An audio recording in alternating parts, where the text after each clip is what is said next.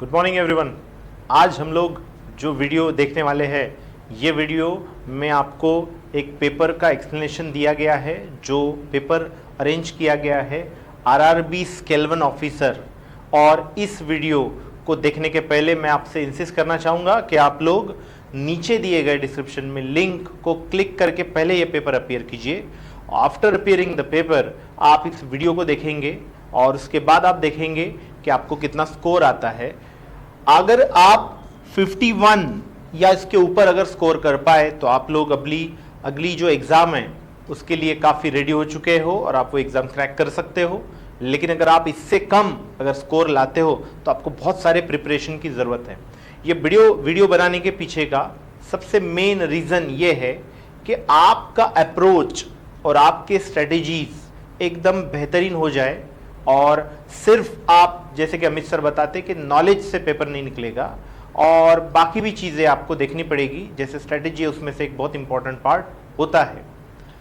आज हम लोग कोशिश करेंगे कि मैक्सिमम क्वेश्चन हम लोग सॉल्व करें।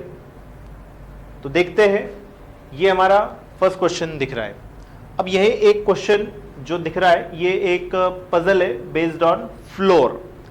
आपको अगर एग्जाम में फ्लोर का क्वेश्चन अगर एग्जाम में आ जाता है फर्स्ट, तो आपको उसको स्किप करना चाहिए इमीडिएट, और आपने जाना चाहिए inequality, syllogisms, coding decoding, direction, blood relation, ऐसे टॉपिक्स के ऊपर।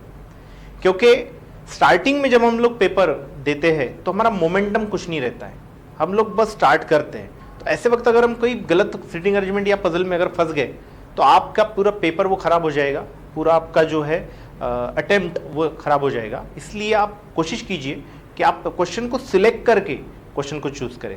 तो हम लोग अभी इस पेपर में ये जो क्वेश्चन है, चलिए यहाँ पे कोशिश करते हैं कि ये क्वेश्चंस किस तरीके से सॉल्व होने चाहिए, इसके ऊपर थोड़ा सा रोशनी डालेंगे। तो आप लोग देखिए यहाँ पे लिखा हुआ है 12 पर्सन्स, ठीक है, 12 persons living in a floor, J lives immediately about C. तुरंत सबसे पहला काम होना चाहिए, अपने कंडीशन लिख देना चाहिए। J lives immediately about C, immediately को हमेशा एक सर्कल बनाइएगा। आगे लिखा हुआ है के लिव्स इमीडिएटली अबाउ क्यू, ये भी मैं लिख देता हूँ, K lives immediately above Q, immediately है करके सर्कल बना दिया। There are 2 floors between M and L, M L के बीच में 2 फ्लोर है, ऊपर नीचे एम एल में से कौन रहेगा हमें नहीं पता, इस तरीके से कंडीशन लिखी जाएगी ये। R lives immediately about T, ये भी लिख देंगे, आर इमीडिएटली अबाउट टी। उसके बाद लिखा हुआ है A lives on second floor, ये एक हमारी शायद रेफरेंस कंडीशन हो सकती है। A lives on second floor, there are more than 2 floors between A and D, A D में मोर देन 2 फ्लोर है, तो ये मैं लिख दूंगा ए डी में मोर देन 2, मोर देन 2 की शुरुआत होती है 3, 4 या 5 से, ठीक है। आगे S lives 3 floor below Q, इसको कैसे लिखा जाए, S lives 3 floor below Q, इसको इस तरीके से लिखना चाहिए, Q 3 floor below S, right. अगर आप ऐसा लिखते हैं तो आप गलत कर रहे हैं, क्योंकि सबसे पहले तो आप इस चीज को समझिएगा। यहां पे जैसे लिखा हुआ है S lives 3 floor below Q, Q बीच में 2 ही फ्लोर लेना और एस लिख देना, तब ये इसका सही मीनिंग हुआ कि क्यू के 3 फ्लोर नीचे एस है, 3 फ्लोर नीचे का मतलब 2 फ्लोर बिटवीन, याद में रखिएगा। 3 फ्लोर बिलो का मतलब होता है 2 फ्लोर बिटवीन, ठीक है। आगे बढ़ता है डी लिव्स बिलो एल, ये डायरेक्ट लिख देता हूं, D lives below L, L के नीचे डी है। अब आप देखेंगे मैंने सर्कल नहीं बनाया क्योंकि यहाँ पे बिलो बोला है, इमीडिएटली बिलो नहीं बोला है। D lives immediately below M, हाँ ये लिख सकते हैं, D lives immediately below M, immediately below बोला है करके मैं फिर से एक सर्कल ड्रॉ कर दूंगा, ठीक है। C does not live about 10th floor, about 10th floor मतलब 10th फ्लोर के ऊपर, मतलब 11वें 12वें फ्लोर पे सी नहीं रहता, तो ये लिख देना चाहिए 11वें फ्लोर पे नहीं रहता है, साथ ही साथ 12वें फ्लोर पे भी नहीं रहता है। लेकिन याद में रखिएगा 10वें फ्लोर पे रह सकता है। कई सारे लोग यहाँ पे गड़बड़ करते हैं, उनको लगता है C does not live about 10th, तो वो उनको लगता है कि बिलो 10th होना चाहिए। बिलो 10th जरूर नहीं है, 10th फ्लोर पे भी वो रह सकता है, ठीक है।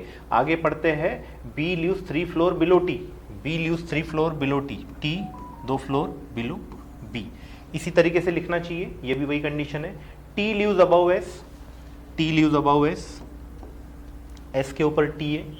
And B leaves above A, B जो है ऊपर रहता है ए के। चलिए ठीक है, आप देख रहे होंगे मैंने यहाँ पे सर्कल नहीं बनाया क्योंकि इमीडिएट होना ज़रूरी नहीं है। ठीक है, अब ये तो हुई सिर्फ कंडीशंस।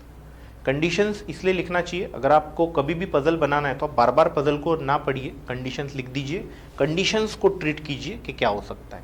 अब देखिए यहाँ पे कहाँ से स्टार्ट करना चाहिए, तो सबसे पहली चीज़ मैं आपको बताऊंगा कि रेफरेंस कंडीशन आप ए से स्टार्ट कर सकते हैं, यहाँ से स्टार्ट किया जा सकता है, लेकिन क्योंकि ए का और कहीं पे कोई कनेक्शन नहीं है इसलिए हमने वहाँ से स्टार्ट नहीं करना चाहिए। और अगर हम वहाँ से अगर स्टार्ट नहीं कर सकते तो याद में रखिएगा, हमें फ्रेम में क्वेश्चन को नहीं बनाना चाहिए, हमें इस क्वेश्चन को फ्रेमलेस बनाना पड़ेगा। ठीक है, जैसे मैं आपको क्लास में बताया, फ्रेमलेस का मतलब आप बनाते जाइए, 12 फ्लोर अपने आप बनते जाएंगे। तो अभी इसको कैसे करें, तो अभी जो जो मर्ज हो सकते हैं उनको पहले मर्ज कर दीजिए। लेट्स सी क्या क्या मर्ज हो सकते हैं। BATC ये तो नहीं होता है, ML हाँ ये एक हो सकता है, ये इमीडिएट हो जाएगा। जैसे देखिए यहाँ पे R, ये मैं मर्ज कर देता हूँ, इसको कट कर देता हूँ। KQ, ये भी यहाँ पे K मैं तुरंत लिख सकता हूँ, KQ को कट कर सकता हूँ। JC कहीं नहीं हो रहा है, ठीक है। हाँ ये एक मुझे एक चीज़ दिखाई दे रही है, ये मैं यहाँ पे आपको बता सकता हूँ, देखिएगा। ये अगर आप देखेंगे MD है, ठीक है, और D के ऊपर L है, और ये भी एक कंडीशन है। ML में 2 फ्लोर है, ML में आप देखेंगे 2 फ्लोर है और MD है। इसको बना सकते हैं, MD मैं लिख सकता हूँ, देखिएगा M है, तुरंत नीचे D है, और D के ऊपर L है, और ML में 2 फ्लोर है, तो M 2 फ्लोर और L। अब आप देखेंगे ये भी एक कंडीशन बन गई हमारी, ठीक है। अब इसको कैसे हमें मर्ज करना है, तो देखिए मैं आपको बताना चाहूँगा। अब यहाँ पे इनका कनेक्शन तो नहीं दिख रहा है मुझे, MD का और कहीं पे इसके साथ, लेकिन ये जो 2 बड़ी कंडीशन है इनके तरफ बराबर ध्यान दीजिए। इसमें से 2 लोग यहाँ पे ऑलरेडी अवेलेबल है, देखिए यहाँ पे TS में S के ऊपर T है, मतलब ये जो S है इसके ऊपर ये वाला T है, तो हमें इन दोनों को मर्ज पहले करना पड़ेगा। तो कैसे मर्ज करेंगे, लेट्स सी कैसे मर्ज हो सकते। अब ये 2 तरीके से मर्ज हो सकते हैं। पहला तरीका हो सकता है KQ को यहाँ लेके जाओ RT के बीच में, या फिर दूसरा तरीका RT को KQ और S के बीच में लेके आओ, ठीक है। या तो KQ को RT के बीच में लेके जाओ, या फिर RT को ये KQ के नीचे लेके जाओ। ये 2 तरीके से आप मर्ज कर सकते हैं। तो देखते हैं, दोनों तरीके से करके देखते हैं कौन सा सही होगा, ये बाद में पता चलेगा। KQ के नीचे RT, यहाँ पे इसके नीचे S, ठीक है, RT 2 B, RT 2 हो गए, और ये लिख देता हूँ B हो गया। और एक हो सकता है, पहले RT लिखते थे, ये भी पॉसिबल है, देख लीजिएगा RT के ये जो 2 जगह है यहाँ पे KQ को डाल दो, KQ, इसके बाद RT 2 जगह के बाद यहाँ पे आएगा B, ठीक है, वो B आने के बाद KQ 2S, KQ ये हो गए 2 और ये हो गया S।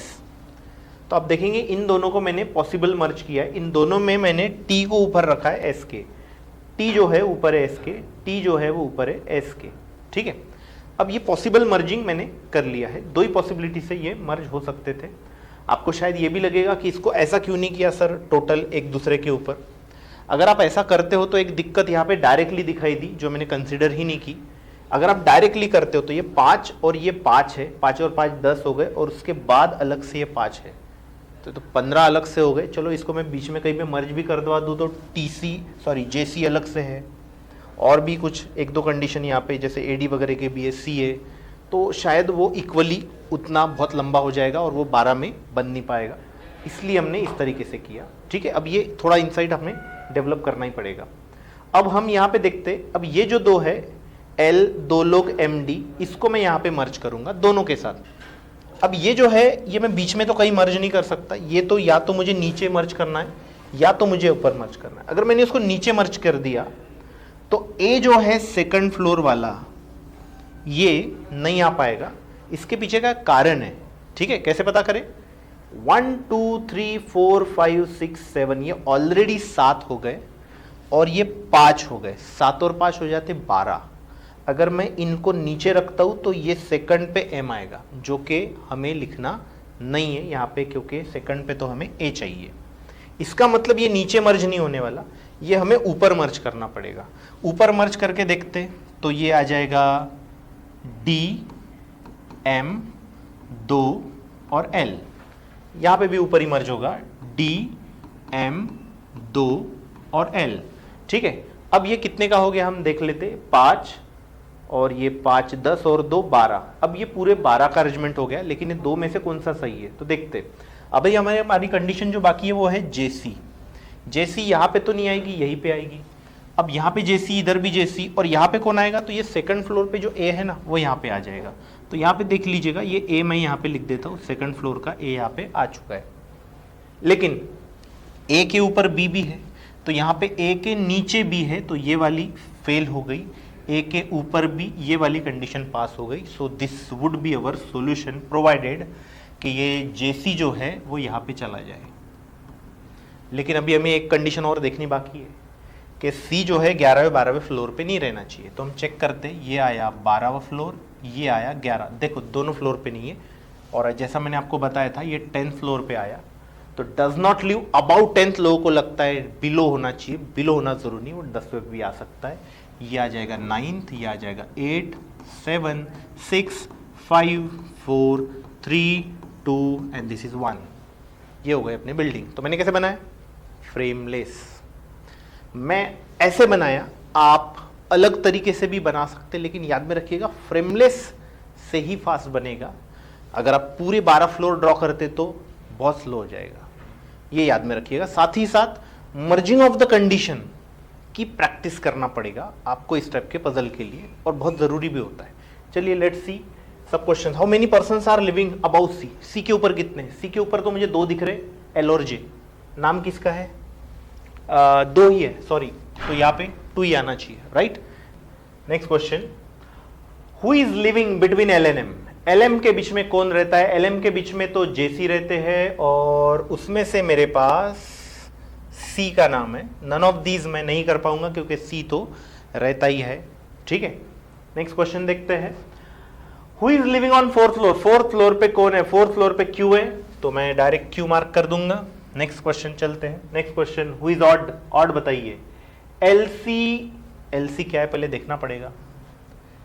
LC मतलब एक फ्लोर नीचे, ठीक है, LC मतलब एक फ्लोर नीचे। JM क्या है, JM भी एक फ्लोर नीचे है, चलो गुड। RM क्या है, RM एक फ्लोर ऊपर है, ठीक है। TQ एक फ्लोर नीचे, और QA एक फ्लोर नीचे।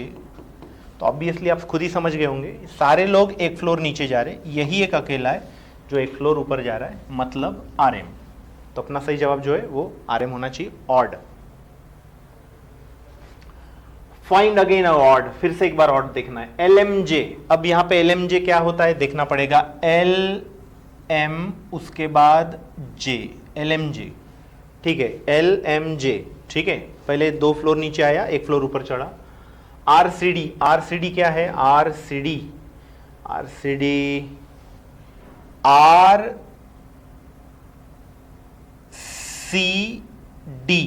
अच्छा ये थोड़ा उल्टा है, बट गया वो 2 फ्लोर और फिर एक फ्लोर नीचे आया।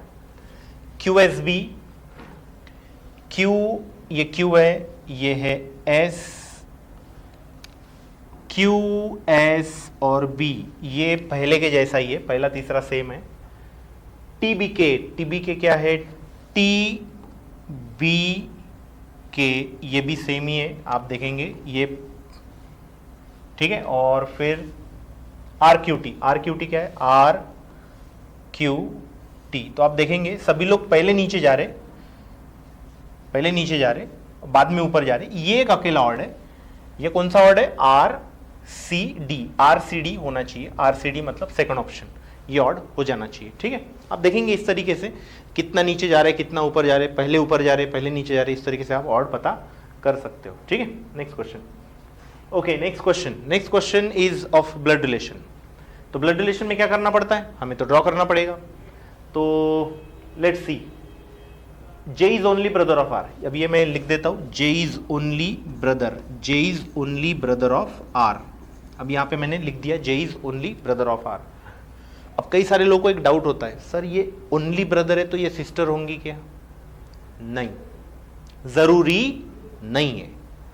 अगर ये ओनली ब्रदर मतलब इकलौता भाई है तो लड़के का भी इकलौता भाई हो सकता है और लड़की का भी इकलौता भाई हो सकता है। तो इसलिए आर का जेंडर मार्क मत कीजिएगा, ये गलत हो जाएगा अदरवाइज, क्योंकि इकलौता भाई लड़की का भी हो सकता है और लड़के का भी हो सकता है। ठीक है, पहला सेंटेंस हो गया, J is only brother of R. The family has 3 generation, ये मैं लिख देता हूं 3 ही जनरेशन है।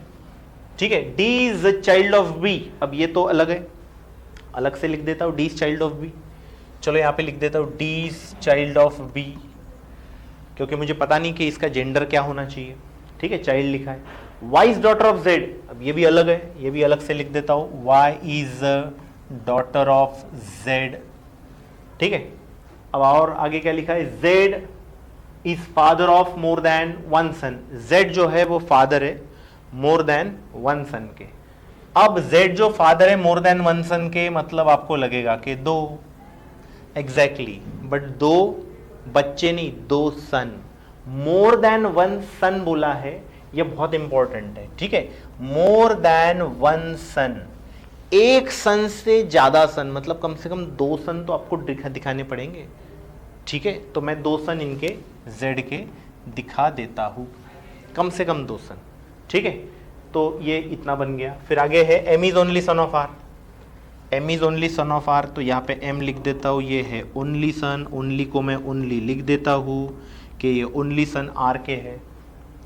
जे इज सन ऑफ टी, अब ये कहाँ पे आएगा, हाँ जे जो है वो सन ऑफ टी है। आगे द फैमिली हैज़ 8 मेंबर, ठीक है, टोटल 8 लोग हैं। जे हैज़ बोथ पेरेंट्स टुगेदर, जे के दोनों पेरेंट्स चाहिए, जे के दोनों पेरेंट्स मतलब ये फादर या मदर होंगे तो और एक हमें लगेंगे यहाँ पे जो भी आएंगे। ठीक है, ओके। एंड आगे लिखा है एम एज अ सिबलिंग, अब एम का अगर एक सिबलिंग अगर बनता है तो मैं आपको बताता हूँ, क्योंकि ये इकलौता लड़का है तो इसलिए उसका सिबलिंग लड़की ही बनना है, ये बहुत ज़रूरी है। ठीक है, आगे लिखा all members belong to same family, वो तो ठीक है। अब क्या करना है, हो गया क्वेश्चन, इतना ही है। तो सबसे पहले मैं आपको बताता हूं अभी अपने टास्क क्या है। हमारी टास्क मैं आपको समझाता हूं। पहली बात तो ये खाली जगह, इसको ढूंढिए, यहां पे लड़की चाहिए, वो लड़की उधर से लाना है, पहली बात। दूसरी बात, टी की शादी एक जन से करवानी है। ठीक है, ये सभी चीज़ों में आपको ये बहुत इंपॉर्टेंटली याद रखना है कि फैमिली में सिर्फ 3 ही जनरेशन है, तो आप अलग से 4 जनरेशन बना नहीं सकते, जो कि 3 जनरेशन ऑलरेडी बन चुके हैं। अगर मैं बी या डी से अगर टी की शादी करवाता हूं तो बी डी को तो कोई प्रॉब्लम नहीं रहेगा, लेकिन फिर जेड के 3 बच्चे नहीं हो पाएंगे, जो कि यहाँ पे दिखाई दे रहे हैं। नीचे 3 बच्चे है ही नहीं जगह, राइट। लेकिन अगर मैं Z की शादी अगर इससे करता हूं तो डेफिनेटली यहां पे 2 बच्चे हैं, तो एक बच्चा यहां से कहीं से तो भी अरेंज हो पाएगा। मतलब मुझे ये चीज समझनी है कि यहां पे मुझे Z को जो है वो यहां पे लिखना पड़ेगा। इससे एक फायदा ये होगा कि Z जो है वो फादर है, जैसे लिखा हुआ है, तो Z फादर है, तो ये जो है ये मदर होनी चाहिए। और इसके 3 बच्चे हैं, जिसमें से एक ऑलरेडी दिया हुआ है जे, वाई का पता नहीं, आर का पता नहीं, लेकिन हाँ वाई, यहाँ पे एक लड़की है, तो वो लड़की मैं इधर ड्रॉ कर लेता हूँ वाई, तो अपने आप 3 बच्चे हो गए। ठीक है, तो ये जो है आर कौन होना चाहिए, तो आर जो है वो लड़का होना चाहिए या लड़की होनी चाहिए। तो मैं आपको यहां पे एक चीज समझा सकता हूं कि आर जो है, आर के ये इकलौते भाई है, जैसे यहां पे लिखा हुआ है, ठीक है ना। अब ये इकलौते भाई है तो ये बहन होनी चाहिए। आर लड़का भी हो सकता है, लड़की भी हो सकती है, लेकिन यहां से जब हम देख रहे हैं तो आपको पता चलेगा कि जेड के कम से कम 2 लड़के होने चाहिए, जहां से मुझे आर का जेंडर मिल जाएगा, राइट। अब यहां पे मुझे आर का जेंडर मिल गया। अब बची बात कि मैं यहां पे किसको लाऊं, बीडी में से ही मुझे किसी को लाना पड़ेगा। अगर मैं बी को लाया तो डी नीचे चला जाएगा, 4 जनरेशन हो जाएगी, इसलिए यहां पे डी ला लेता हूं मैं, ऊपर बी चला जाएगा। जैसे ऊपर भी चला गया तो आपको पता चलेगा ये दोनों भाई बहन है, ये फादर है, तो ये मदर होनी चाहिए, मदर। ये हमारा बन गया चार्ट। सही है, चलिए तो आगे बढ़ते हैं। How is T related to Y? तो देखिए टी कौन है? वाई की, तो डायरेक्ट दिख रहा है टी जो है वो मदर है, मदर, ये ऑप्शन टिक हो जाना चाहिए। सेकंड ऑप्शन देखते हैं question, R related to D, R related to D, ये तो फादर है, मार्क कर देंगे फादर। नेक्स्ट क्वेश्चन में बोला है how many males are in the family, males पता करना है। मेल 1 2 3 4, 4 मेल हो जाएंगे, तो 4 यहां पे लिखा हुआ है। नेक्स्ट क्वेश्चन देखते हैं, next question, how is B related to D?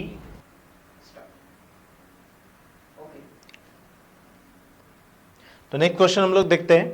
Next question is of sitting arrangement. Okay, तो यहां पे क्या दिया हुआ है? ABCDFGH, ठीक है। तो ये टोटल है 10 लोग IJ तक, ठीक है। और ये रेक्टेंगल में बैठ रहे, ठीक है। कैसे बैठ रहे? 3 person longer side, 1 person shorter side, ठीक है। तो सबसे पहले तो हम एक रेक्टेंगल ड्रॉ करेंगे यहाँ पे तुरंत में। This is our rectangle. 3 लोग longer side, 1 person shorter side, 3 person longer side facing inside, ठीक है। इनसाइड मार्क कर लेंगे, 1 person shorter side facing outside, ठीक है। लेकिन ये तो सिर्फ 8 ही लोग हुए, टोटल 10 लोग हैं। 2 person are sitting on vertices facing outside, vertices मतलब कॉर्नर, कॉर्नर पे 2 ही लोग हैं, लेकिन यहाँ पे टोटल 4 कॉर्नर अवेलेबल है, लेकिन लोग सिर्फ 2 है। तो क्या बताया? The person sitting at corner is immediate left of person sitting shorter side, shorter side के इमीडिएट लेफ्ट वाले कॉर्नर पे, शॉर्टर के इमीडिएट लेफ्ट वाले कॉर्नर पे जो है 2 लोग बैठ रहे एंड फेसिंग आउटसाइड दिया है, तो ये मैं आउटसाइड बना लेता हूँ। तो दिस इज अवर फ्रेम, ठीक है। अभी आप किसी को भी बैठाने के पहले मैं आपको कुछ बातें बताना चाहूँगा कि यहाँ पे जब ऐसे टाइप की सिचुएशन, इस टाइप की फ्रेम जब बनती है तो इसमें कुछ पॉसिबिलिटीज़ होती है। जैसे मैं आपको बता सकता हूँ, ये एक पॉसिबिलिटी है, ये एक पॉसिबिलिटी है, यहाँ पे बैठाना भी एक पॉसिबिलिटी है, this is one of the possibility, ये भी एक पॉसिबिलिटी। तो अगर मैं यहाँ पे अगर जज अगर करूँ तो 1 2 3 4 5, there are total 5 possibilities that I can say कि अलग अलग 5 तरीके से ये क्वेश्चन बन सकता है। इसमें से कौन सा सही है वो तो हमें नहीं पता, वो तो हमें देखना पड़ेगा क्वेश्चन में। तो सबसे पहले तो रेक्टेंगल में डायरेक्शन ढूंढी जाती है। अगर ऐसा कोई डायरेक्शन वाला जो मुझे मिल रहा है, yes I can say B is facing outside, लेकिन ऐसा नहीं इसका मतलब कि मैं बी को बैठा दूंगा इमीडिएट। पहले तो मैं देखूंगा बी का कनेक्शन है क्या और किसी के साथ। तो मुझे बी का कोई कनेक्शन, यहाँ पे एक कनेक्शन है, immediate left 1 person set but, ये कोई डेफिनेट कनेक्शन नहीं है क्योंकि मोर देन 1 पर्सन ऐसा कुछ तो भी बोल रहा है वो, तो ये कोई डेफिनेट कनेक्शन नहीं, यहाँ से हम स्टार्ट नहीं करेंगे। ओके, तो हम देखते हैं कहाँ स्टार्ट करेंगे। एक नॉर्मल सेंटेंस यहाँ पे दिया हुआ है कि जी का सेकंड राइट एच है और वो ए को देखता है एच, ठीक है। Less than 2 person sit between A and G, less than 2 का मतलब क्या होगा? तो ए जी में लेस देन 2 बैठते हैं, मतलब 0 भी चलता है 1 भी चलता है, मतलब 0 या 1 पर्सन ए जी के बीच में चाहिए। और साथ ही साथ जी का सेकंड राइट एच है, जी का सेकंड राइट एच, एच का फेसिंग अगर यहाँ पे ए अगर मैं बोल भी देता हूँ तो यहाँ पे 2 लोग बैठ रहे, ये पॉसिबिलिटी फेल है।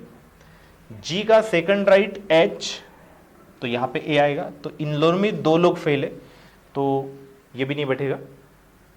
अगर मैं ये भी जी लेता हूँ तो जी का सेकंड राइट एच, एच का अपोजिट ए, तो इसमें भी बहुत सारे लोग बैठ रहे।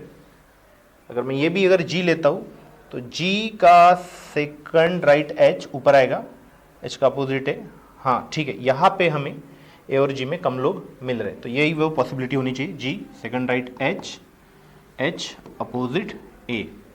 तो यहाँ पे आप देख रहे होंगे 0 लोग बैठ रहे, वो पॉसिबिलिटी हमने यहाँ पे क्लियर कर ली। आगे देखते हैं और क्या दिया है। C's third to right of D and facing each other. पहले तो फेसिंग ईच अदर क्या क्या है, ये एक फेसिंग ईच अदर है, ये एक फेसिंग ईच अदर है, लेकिन ये 1 2 3 4 5 फिफ्थ राइट है, ये 1 2 3 मतलब ये होना चाहिए। तो D 1 2 3, C facing each other, third right facing each other, दोनों हो गए। I is third to left of J, I J नहीं है, ओके आई जे नहीं है। E is third to left of B, E और एफ भी नहीं है। क्वेश्चन खत्म होते आया, ठीक है। लेकिन हम ये रेक्टेंगल जो होता है, जैसे मैं आपको क्लास में पढ़ाया हूँ कि रेक्टेंगल में हम बिना किसी पर्सन के भी थर्ड या राइट या थर्ड या लेफ्ट, ये हम आसानी से ढूंढ सकते हैं। जैसे आप देखेंगे इन दोनों में आपस में इमेज का रिलेशन है, इन दोनों में आपस में सेकंड टू राइट का रिलेशन है जो कि हमें नहीं चाहिए, इन दोनों में आपस में सेकंड टू लेफ्ट का रिलेशन है, वो भी हमें नहीं चाहिए, इन दोनों में आपस में थर्ड टू लेफ्ट का रिलेशन है, हाँ तो ये हमारे काम का हो सकता है थर्ड टू लेफ्ट का रिलेशन। साथ ही साथ इन दोनों में भी अगर आप देखेंगे तो इनमें भी थर्ड टू लेफ्ट का रिलेशन है, तो ये भी हमारे काम का हो सकता है। तो ये थर्ड टू लेफ्ट है, ये एक थर्ड टू लेफ्ट है, और हमारे पास भी दो रिक्वायरमेंट है, third to left, third to left. तो ये दो जगह पे कौन बैठते हैं ये भी हमें डिसाइड करना है। More than one person sit between I and one who is immediate left of B. तो पहले आप देखिए, अगर यहां पे आई जे बैठ गए और यहां पे ई एफ भी अगर बैठ गया, या यहां पे आई एफ बैठ गया, यहां पे ई एफ बैठ गया, तो भी यहां पे जो जगह खाली होती है यहां पे एक इंसान आएगा, वो है बी फेसिंग आउटसाइड। अब जैसे बी मिल गया तो ये बोला है कि more than one person sit between I and one who is immediate left of B. Immediate left of B C है, तो यहां पे भी आई नहीं चाहिए, यहां पे भी आई नहीं चलेगा, क्योंकि मोर देन वन चाहिए। तो डेफिनेटली मतलब ये दोनों ये लोग यहां पे लगेंगे। तो ये जो है मैं यहां पे ले लेता हूं कि जे का थर्ड लेफ्ट आई, और अगर यहां जे बैठा तो उसका थर्ड लेफ्ट ये वाला आई हो जाएगा। तो दैट विल गिव एफ का थर्ड लेफ्ट ई, और अगर यहां पे एफ बैठा तो इसका थर्ड लेफ्ट यहां पे ही आएगा। रेक्टेंगल में इधर और बहुत होते हैं, आपको ये इधर और ही समझना बहुत ज़रूरी होता है, और वो आपके बराबर यहीं पे मार्क खाने वाले हैं। समझ लीजिएगा, याद रख लीजिएगा। चलिए हमारा सेटिंग बन गया। बी का इमीडिएट लेफ्ट कौन है पूछा है, देखिए बी का इमीडिएट लेफ्ट सी है, तो ये तो कोई प्रॉब्लम ही नहीं है, बी का इमीडिएट लेफ्ट तुरंत में सी आएगा। नेक्स्ट क्वेश्चन देखते हैं, who is sitting immediate left of H.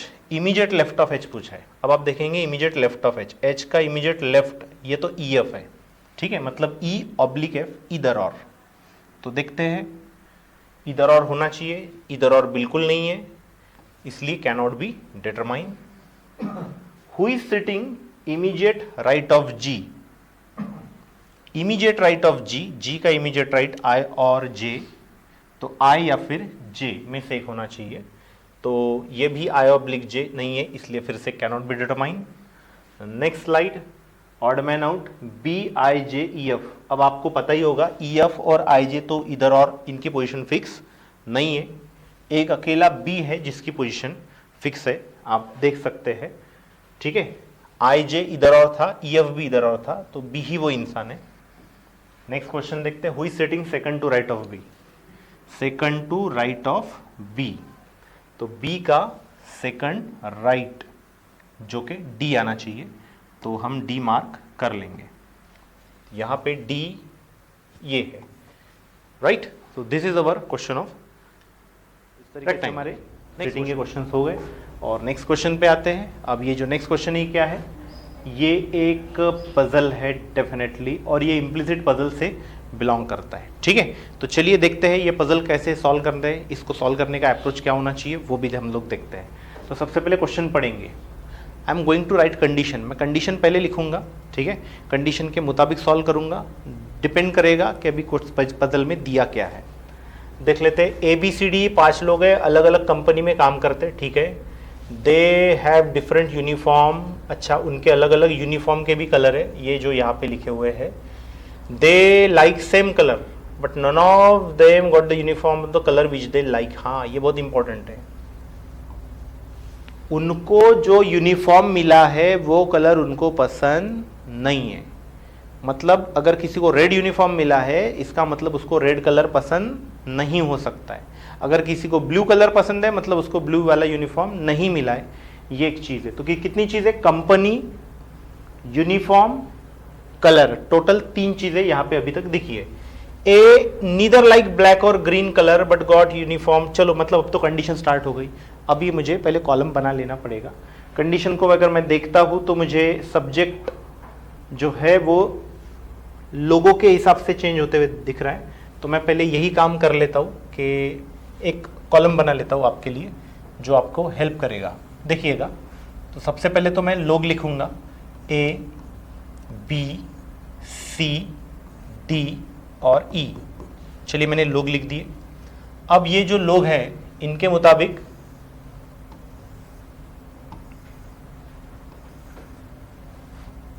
ये लोग हो गए। अब लोगों के क्या है, यूनिफॉर्म है और उनके कलर है, फेवरेट कलर। तो यहां पे मैं यूनिफॉर्म लिख देता हूं और यहां पे मैं फेवरेट कलर मतलब विच दे लाइक कलर। ठीक है, तो अभी देख लेते हैं कि क्या होना चाहिए। चलिए आगे बढ़ते हैं। ये मैंने एक तख्ता तैयार कर लिया है, यहां पे मैं कंडीशंस पूरी लिख सकता हूं। ए नीदर लाइक ब्लैक और ग्रीन, एक को ब्लैक ग्रीन कलर क्या है, नीदर लाइक बोला, लाइक इधर आना चाहिए, ब्लैक ग्रीन नहीं है, तो मैं यहां पे लिख देता हूं ब्लैक नहीं है, ग्रीन। चलो, A neither like black green colour but got uniform of red colour, लेकिन यूनिफॉर्म रेड कलर का मिला हुआ है। ओके, चलो ठीक है। आगे क्या बोलता है, अरे मैं एक चीज यहाँ पे सॉरी भूल गया हूँ, मैंने यहाँ पे ऊपर कंपनी भी है, तो ये मैंने शायद कॉलम ऐड नहीं किया, मैं कंपनी का भी एक कॉलम ऐड कर देता हूँ। चलिए, one column I am adding for company.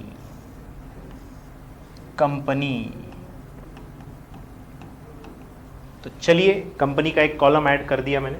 ठीक है, ए नीदर लाइक ब्लैक और green colour but got uniform of red colour लिख दिया। D got uniform of yellow colour, ये पहले लिख देता हूँ। डी येलो कलर का यूनिफॉर्म मिला है, तो यहाँ पे येलो आना चाहिए। D got uniform of yellow colour. ठीक है, ए नीदर लाइक ब्लैक और ग्रीन, ब्लैक ग्रीन कट किया है। ठीक है, but got uniform of red colour, uniform के कॉलम में यूनिफॉर्म रेड कलर का लिखा है। D got uniform of yellow colour, देखिए यूनिफॉर्म के कॉलम में येलो कलर लिखा है, but does not work in MPL ZIT. D जो है एमपीएल में भी काम नहीं करता है, एमपीएल में काम नहीं करता और जेडआईटी में भी काम नहीं करता है। चलिए दोनों कट कर दिया। The one who has green uniform works in company MPL. अब एक बात मेरी समझिएगा, ये जो द वन वाली कंडीशन होती है इसको बराबर इसके नीचे लिखना चाहिए, तभी आप इस पजल को बेहतरीन और फास्ट तरीके से बना सकते हैं। मतलब किस तरीके से, देखिएगा, यहां पे थे हम, the one who has green uniform works in company MPL. Green uniform MPL company, green uniform इधर है, ग्रीन यूनिफॉर्म लाइक नहीं पता, एमपीएल नाम पता है क्या, नहीं। तो ये जो सीक्वेंस है यही फॉलो, ये यूनिफॉर्म है। कलर नहीं बताया, फेवरेट, कंपनी एमपीएल बोला है। ये जगह क्यों खाली है, Y is this place I kept open for this, because I don't know, ये मुझे नहीं पता कि वो कौन सा कलर पसंद करते हैं। कुछ लोग क्या है ऐसे लिख देते एमपीएल ग्रीन, अब वो आपको भी नहीं पता होगा एमपीएल ग्रीन कलर था कि यूनिफॉर्म था, तो इसलिए यूनिफॉर्म के नीचे ग्रीन लिखो, कंपनी के नीचे एमपीएल लिखो। कलर नहीं पता उसके पीछे मत लिखो, नाम नहीं पता मत लिखो। ठीक है, तो फिर से वही, तो यहां पे था the one who has green uniform works in company MPL. ठीक है, B does not have green uniform, B का ग्रीन यूनिफॉर्म नहीं है, तो ये यूनिफॉर्म में मैं लिख देता हूं कि ग्रीन यूनिफॉर्म इसका नहीं है। ठीक है, ओके। अब ई गॉट ब्लैक यूनिफॉर्म, ई का एक ब्लैक यूनिफॉर्म है, यहां पे ब्लैक लिख देता हूं, ई का ब्लैक यूनिफॉर्म है। ठीक है, the one who likes yellow colour works in company HSC, yellow colour like yellow colour HSC इधर लिखूंगा, लाइक येलो कलर, तो येलो यहाँ पे लिखूंगा क्योंकि वो लाइक वाला है। यूनिफॉर्म उसका नहीं पता, नाम उसका नहीं पता, तो इस तरीके से मैंने दो कंडीशन लिख दी है। ठीक है, the one who has yellow colour likes yellow colour, company HSC में काम करता है। डी लाइक्स ब्लू कलर, तो डी में लाइक्स में ब्लू कलर डाल दीजिएगा कि ब्लू कलर उसको पसंद है। The one who works in ZIT likes green colour, जो ZIT में काम करता है ग्रीन कलर पसंद करता है, ZIT ग्रीन कलर, लेकिन उसका यूनिफॉर्म हमें पता नहीं है, नाम पता नहीं है। ठीक है, फिर से एक बार, the one who works in ZIT likes green colour बोला है। ठीक है, like green. C does not like black colour, C को ब्लैक कलर पसंद नहीं है, C ये है, ब्लैक कलर पसंद नहीं है, तो यहां पे लिखना चाहिए C को ब्लैक कलर पसंद नहीं है। ठीक है, the one who likes green colour does not gate blue uniform, जिसको ग्रीन कलर पसंद है उसको ब्लू यूनिफॉर्म नहीं मिला है। जिसको ग्रीन कलर पसंद है, ग्रीन कलर इसको पसंद है, इसको ब्लू यूनिफॉर्म मिला नहीं है, तो मैं यहाँ पे ब्लू यूनिफॉर्म मिला नहीं है तो मैं ब्लू को कट कर दूंगा। ठीक है, यही है ना वो, जिसको ग्रीन कलर पसंद है। ओके, सारी कंडीशन हो गई। अब हमारा क्या काम है, कंडीशन हो गई तो ध्यान दीजिएगा, इन तीनों को ऊपर रखो, आपका पजल सॉल्व। कैसे करेंगे देखिएगा। सबसे पहले तो इधर ध्यान दीजिए, जिसको जो यूनिफॉर्म मिला है उसको वो कलर पसंद नहीं है, याद में रखिएगा। मतलब इसको अगर रेड यूनिफॉर्म मिला मतलब इसको रेड कलर पसंद नहीं है। अब आप मुझे बताइए, इसको रेड कलर पसंद नहीं है, ब्लैक कलर पसंद नहीं है, ग्रीन, तो रेड ग्रीन ब्लैक ये तीनों एक को पसंद नहीं है, तो बचे कितने कलर, दो ही कलर बचे। कौन से, एक बचा ब्लू और एक बचा, देख लेता हूं मैं, येलो। ब्लू और येलो बचे, जिसमें से ब्लू तो इसको पसंद है तो इसको मिलेगा येलो कलर। सही है, तो ये पहला हो गया। अब ये वाली येलो वाली कंडीशन में बहुत इजीली मर्ज कर सकता हूं, क्योंकि येलो को HSC कंपनी में काम करना है, तो HSC कंपनी येलो कलर, ये कंडीशन मर्ज हो चुकी है, तो इसको कंडीशन को मिटा देंगे। अभी मुझे सिर्फ दो कंडीशन को मर्ज करना है। चलो देखते हैं अभी और क्या क्या हो सकता है, देखिएगा। अब थोड़ा इधर ध्यान दीजिएगा, तो फिर से आपको एक चीज पता चलेगी कि यहां पर MPL ZIT दोनों नहीं आते, तो MPL ZIT दोनों दिए हैं, ये कहीं तो भी यहां पे और या यहां पे चलेंगे। ठीक है, तो कैसे चलेंगे देखिए, आप मर्ज कैसे कर सकते हैं। आप मुझे एक बात बताइए, ग्रीन यूनिफॉर्म यहां भी नहीं है, यहां भी नहीं है, यहां भी नहीं, और यहां पे तो ग्रीन यूनिफॉर्म को मना किया है, तो डेफिनेटली यही ग्रीन यूनिफॉर्म होगा। और ये जो ग्रीन यूनिफॉर्म है, तो आप देखेंगे ग्रीन यूनिफॉर्म आगे कौन सा कलर है ये तो नहीं दिया हुआ है, लेकिन आगे कंपनी का नाम MPL लिखा है, तो ये जो कंडीशन है यहाँ पे मर्ज हो जाएगी। मैं आपको फिर से बताता हूँ, क्योंकि ग्रीन यूनिफॉर्म यहाँ नहीं और यहाँ तो रेड है और यहाँ पे मना किया है, इसलिए यही होगा। और ग्रीन के सामने देखिए यहाँ पे कलर तो नहीं लिखा है कौन सा पसंद करता है, लेकिन MPL का नाम लिखा है, तो मैंने MPL अभी लिख दिया। ये भी कंडीशन मेरी मर्ज हो गई है, और अभी मेरे पास सिर्फ एक ही कंडीशन मर्ज होने की बाकी है, और वो यहाँ पे आपको दिखाई दे रही है। ठीक है, अब ये कंडीशन मर्ज करने के पहले एक छोटा सा काम कर लेता हूँ। यहाँ पे 4 यूनिफॉर्म आ गए, तो डेफिनेटली यहाँ पे कौन सा कलर बाकी है यूनिफॉर्म का, दैट इज ब्लू। ठीक है, तो यहाँ पे ब्लू लिख देता हूं मैं। ठीक है, अब जैसे यहाँ पे ब्लू आ गया, ये तो पूरा सॉल्व हो गया। ठीक है, अब यहाँ पे देखिएगा, ये बोलता है कि ब्लू में मत रखना बोलते हैं। अब ब्लू में ये वाला ग्रीन ZIT मत रखना, तो ब्लू में नहीं रख पाऊंगा, ए में तो रख ही नहीं पाऊंगा।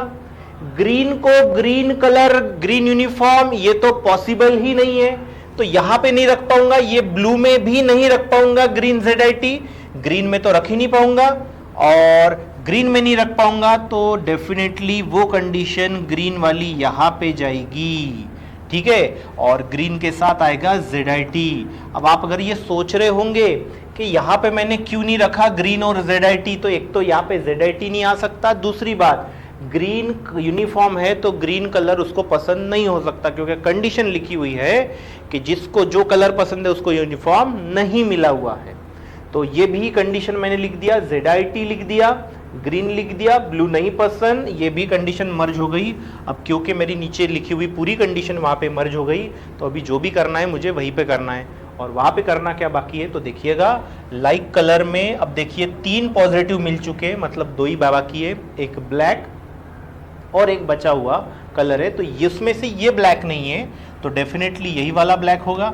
और जैसे ये ब्लैक हो गया, तो अभी आप मुझे बताइए कलर कौन सा बच गया अपने पास, तो कलर अपने पास बच गया रेड कलर। तो रेड कलर यहाँ पे नहीं है, तो रेड कलर मैं यहाँ पे डाल देता हूँ। ठीक है, तो ये कलर्स भी हो गए, यूनिफॉर्म भी हो गया, और अभी कंपनी बची हुई है। लेकिन कंपनी के बारे में और कोई कंडीशन बची है क्या? नहीं। तो बाकी बची हुई जो कंपनी हो जाएगी वो आपकी हो जाएगी ईदर और। तो लेट्स सी कौन सी कंपनी बची हुई है, बीएससी और वाईबीआर। तो बीएससी वाईबीआर यहाँ पे लिख देता हूँ, बीएससी ऑब्लिक वाईबीआर, और यहाँ पे आएगा वाईबीआर ऑब्लिक बीएससी। तो आप इस तरीके से देख सकते, देखिएगा आपको लग रहा होगा ये क्वेश्चन डिफिकल्ट था। ये क्वेश्चन डिफिकल्ट नहीं था, तरीका इंपॉर्टेंट है। तरीका क्या इंपॉर्टेंट है? देखिए मैंने क्या किया, मैंने जो यहाँ पे लिख सकता वो यहाँ पे लिखा, जो यहाँ पे मैं नहीं लिख पाया द वन वाली 3 कंडीशन मैंने नीचे लिखा, और समय के साथ उनको मर्ज किया, बस। पजल डिफिकल्ट बिल्कुल नहीं था, puzzle was so simple. Question देखते इसके। पहला question, who works in company YBR. YBR में कौन काम करता है? वाईबीआर 2 जगह है इधर और में, तो बीआरडी यहाँ पे नहीं दिया है, तो डेफिनेटली इसका जवाब ई हो जाना चाहिए, कैन नॉट बी डिटरमाइन। अगला क्वेश्चन देखते हैं। नेक्स्ट क्वेश्चन में क्या लिखा है, who likes black colour. Black colour किसको पसंद है? चलो देख लेते हैं। हु लाइक्स ब्लैक कलर बोला, लाइक में जाना, ठीक है, लाइक में जाना है आपको, ठीक है, यूनिफॉर्म में मत चले जाना, ओके, लाइक में जाना है आपको, ठीक है। अब who likes black colour, like किसको है ब्लैक? ब्लैक तो बी ब्लू बीएससी वाईबीआर, ठीक है, देख लेते। बीएससी वाईबीआर दोनों है, ब्लू भी है, ठीक है। अब ये लाइक ब्लैक लाइक ब्लू नहीं, हु हैज ब्लू यूनिफॉर्म, ये वाला सही है। ब्लू कलर लाइक करने वाले को ब्लैक कलर पसंद नहीं है, वो तो एक ही हो गया। ये जो है जिसका ब्लू यूनिफॉर्म है उसको चाहिए था, देख लीजिएगा, जिसका ब्लू यूनिफॉर्म है उसको ब्लैक कलर पसंद है, ठीक है। तो हमने एकदम सही मार्क किया है। आगे चलता हूं, who likes green colour, like बोला है फिर से, यूनिफॉर्म नहीं, लाइक ग्रीन कलर, ये लाइक है और ये रहा ग्रीन कलर, तो ई को पसंद होना चाहिए। तो देख लेते, तो यहां पे आएगा ई, ये आ जाएगा ई। नेक्स्ट क्वेश्चन देखता हूं, सब question, who has yellow uniform, uniform पूछा है, येलो यूनिफॉर्म, तो let's see yellow uniform, yellow uniform में येलो, यस येलो, डी को पसंद है, डी, तो यहां पे आएगा D, who has yellow uniform, okay. तो ये रहे सिटिंग अरेंजमेंट, पजल और ब्लड रिलेशन के क्वेश्चंस, ठीक है। अपने स्कोर को बढ़ाइए, अपने तरीके इंप्रूव कीजिए, अप्रोचेस सबसे इंपॉर्टेंट डेवलप कीजिए। नेक्स्ट क्वेश्चन आपको अमित सर एक्सप्लेन करेंगे, so I will hand over it to Amit sir, thank you. Hello guys, good morning. तो आज आपने आरआरबी पीओ का पेपर फेस किया हुआ है। सो पेपर जो था आज का हमारा इजी टू मॉडरेट लेवल का है, ऐसा हम कह सकते हैं। और जो पिछले साल का कट ऑफ था 51.75, जो आप बोलते हो जनरल कैटेगरी ओबीसी कैटेगरी, तो उतना तो भी आपने को कम से कम मार्क्स आज के पेपर में मिलना चाहिए, वैसा पेपर था, ठीक है ना। आरआरबी क्लरिकल जैसा इतना इजी लेवल तो वहां पे आने नहीं वाला है, इजी टू मॉडरेट पेपर रहेगा। So let's get started. आज का पहला क्वेश्चन जो है, क्वेश्चन को देखने के बाद अपन क्या करेंगे, स्क्वायर फील्ड एबीसीडी, तो बच्चे डायरेक्टली ऐसा स्क्वायर बना के रख देते हैं, ओके। एबीसीडी भी नाम दे देते हैं तो जल्दी देने का नहीं। एबीसीडी ऑफ साइड 90 सेंटीमीटर, हर एक साइड जो है वो 90 सेंटीमीटर की है, अपने को यहां तक के डेटा पता चला हुआ है। Is so located that it's diagonal AC is from north to south. जब आप नाम देते हो ना एसी डायगोनल, तो हमारा डायगोनल ऐसा जा रहा है, चाहिए कैसा, ऐसा। दैट मींस जो ये स्क्वायर जो है ये ऐसा नहीं है, ठीक है ना, ये ऐसा है, ठीक है। अब देखो यहाँ पे मैंने ले लिया, अब यहाँ पे मैं नाम दे रहा हूं इसको ए, और यहाँ नाम दिया मैंने सी। एसी डायगोनल कैसा गया, नॉर्थ टू साउथ, और नॉर्थ टू साउथ ऐसा आना चाहिए, ए से सी की तरफ पिच आना चाहिए। उसके बाद में क्या दिया हुआ है, B east to the west of D, यानी कि ये डी पॉइंट और ये वाला आपका बी पॉइंट हो गया, ठीक है। डायगोनल अपने को स्क्वायर तो मिल चुका है, और हर एक साइड कितनी उसकी वाली 90 90 90 90 दी हुई है। Next, Rohan and Rahul start walking along the side from the B and C respectively. That means B point से कौन आ रहा है, रोहन, और यहां से कौन आ रहा है, राहुल, ठीक है। अब दोनों के दोनों B और C से निकल रहे, बोलते एक जा रहा है क्लॉकवाइज और दूसरा जा रहा है एंटी क्लॉकवाइज। पहला रिस्पेक्टिवली दिया हुआ है, तो पहला जा रहा है क्लॉकवाइज और दूसरा जा रहा है एंटी क्लॉकवाइज डिस्टेंस में दिया हुआ है। उसके बाद में क्या दिया हुआ है, पहले की स्पीड दी हुई है 8 किलोमीटर पर आवर, दूसरे का दिया हुआ है 10 kilometre per hour. That means Rohan का स्पीड रहेगा 8 किलोमीटर पर आवर, राहुल का रहेगा 10। तो ज्यादा स्पीड है राहुल की, तो ज्यादा डिस्टेंस वो पहले कवर करेगा, ये बात याद रखना। उसके बाद हमारा मेन क्वेश्चन क्या है, where will they cross each other second time. Second time की बात चल रही है, तो सबसे पहले अपने को क्या निकालना है, जो फर्स्ट टाइम मीटिंग है वो तो निकालना पड़ेगा ही वहां पे।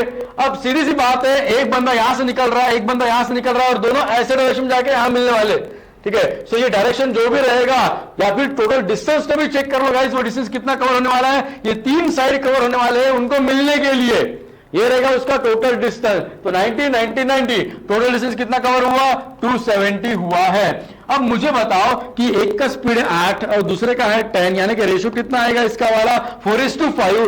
तो टोटल जो रहेगा, अगर यहां मैं टोटल डिस्टेंस कवर कर रहा हूं तो टोटल स्पीड भी कितना बन जाएगा, मुझे अपोजिट डायरेक्शन है तो मैं इसको ऐड करने वाला हूं। टाइम एंड डिस्टेंस बोलो या ट्रेन का क्वेश्चन बोलो, आपको पता है रिलेटिव स्पीड अपन कैसे निकालते हैं। तो मैं यहां पे 4 और 5 9 को ऐड करके यहां से 9 से मैं डिवाइड कर लूंगा, तो सिंगल कॉमन फैक्टर मुझे मिल जाएगा रेशियो का, और वो कॉमन फैक्टर रहेगा 30, और 30 से मैं इसको मल्टीप्लाई करूंगा, किसी एक को मल्टीप्लाई करना, तो 34 120, और ये पहली स्पीड थी अपनी रोहन की, रोहन 120 डिस्टेंस कवर करेगा, ये 90 हो गया और ये 30 हो गया, तो ऐसा 120, और इस पॉइंट पे ये दोनों पहले उनका मीटिंग पॉइंट मिल गया। अब अगर पहला मीटिंग पॉइंट उनका साइड एडी पे है, तो क्या दूसरा मीटिंग पॉइंट एडी पे रहेगा क्या, नहीं, कट गया। दो ऑप्शन तो ऐसे कट गए। नेक्स्ट मीटिंग पॉइंट कहां रहेगा इन लोगों का, अब राहुल जो है वो इधर जाने वाला है और ज्यादा डिस्टेंस ये कवर करेगा, रोहन जो है वो कम डिस्टेंस यहां पे करेगा, दैट मीन बीसी साइड के ऊपर रहने वाला है। पहला ऑप्शन देखो, दूसरा ऑप्शन देखो बीसी, और ये वाला भी बीसी है, ठीक है। उसमें से भी इतना सोच के रखना कि राहुल जो है वो ऐसा जाके इधर ज्यादा डिस्टेंस कवर करेगा, मतलब सी के पास में आ रहा है, तो आंसर भी जो भी रहेगा वो सी के पास कम डिस्टेंस वाला रहेगा, ना कि बी के पास कम डिस्टेंस वाला। यहां पे ये भी कर गया। अब 2 ऑप्शन बचे हुए, एक तो वहां पे डी रहेगा, नहीं तो ई। अगर यहां नन ऑफ दिस दे रहता हो ना, तो मैं टिक कर दिया आंसर तुरंत में, ठीक है। लेकिन अब नन ऑफ दिस है, जाके और डिस्टेंस भी है, तो मुझे डिस्टेंस निकालना पड़ेगा। उसके लिए क्या करेंगे, वहां पे सीधा सोचना है कि समझो वो पॉइंट यहां सी के पास में मिल रहे हैं वो दोनों, तो यहां से लेके यहां तक का टोटल डिस्टेंस कितना हो जाएगा, पेरीमीटर ऑफ स्क्वायर। एक साइड कितनी है 90, पेरीमीटर कितना हो जाएगा 4 × 90, कितना आएगा वो 360। तो अगेन कॉमन फैक्टर यहां से मिल जाएगा, ऐसे यहां से लाइन से इसको काटो 40, और 40 से मैं इसको लगे तो मल्टीप्लाई करना चाहूंगा राहुल को, उसकी स्पीड ज्यादा है ना, तो 45 था 200। सीधी सी बात है, यहां से इधर जाने वाला राहुल, 200 में से पहले कितना हुआ 30 गया, ठीक है। उसके बाद में और कितना गया 90 गया, मतलब अभी तक 120 डिस्टेंस कवर किया, बचा कितना है 80, ये 80 कवर करेगा। ये साइड है 90, 80 कवर कर चुका है, डिस्टेंस कितना बचा हुआ है 10, मैंने ऑप्शन टिक कर दिया। सीधी सी बात है, ऐसा प्रेफरेंस जाना चाहिए हमारा क्वेश्चन को ट्रीट करने का। पहले मैंने क्या सोचा कि कौन सी साइड पे आएगा, उसके बाद में क्या सोचा किस पॉइंट के पास जाएगा आंसर। अब अगर यहां पे कोई दूसरी साइड रहती थी ना, एडी वगैरह या फिर कोई दूसरी साइड सीडी वगैरह, डायरेक्ट मैं डी ऑप्शन टिक करके सामने निकल जाता था, लेकिन डिस्टेंस निकालना था, नन ऑफ दिस ऑप्शन था, दैट्स व्हाई मुझे पूरा और उसको सॉल्व करना ही पड़ा। क्वेश्चन मॉडरेट लेवल का है गाइस, इसको हार्ड नहीं बोल सकते, जम जाएगा आपको आराम से। नेक्स्ट क्वेश्चन, नेक्स्ट ये भी डायरेक्शन बेस्ड क्वेश्चन है, इसके ऊपर 3 क्वेश्चन आने वाले हैं। सो 8 points P1 to P8, direct पढ़ते रहो, पूरा मत पढ़ना उसको वहां पे, are marked in the city. अब next P1 is 9 metre to the west of P4, मेरे पास P4 ही नहीं है तो P1 कैसे मिलेगा, P4 which is 6 meters to the north of P2, that means मुझे पहले किसको पुट करना पड़ेगा वहां पे, मुझे पहले पुट करना पड़ेगा P2 को।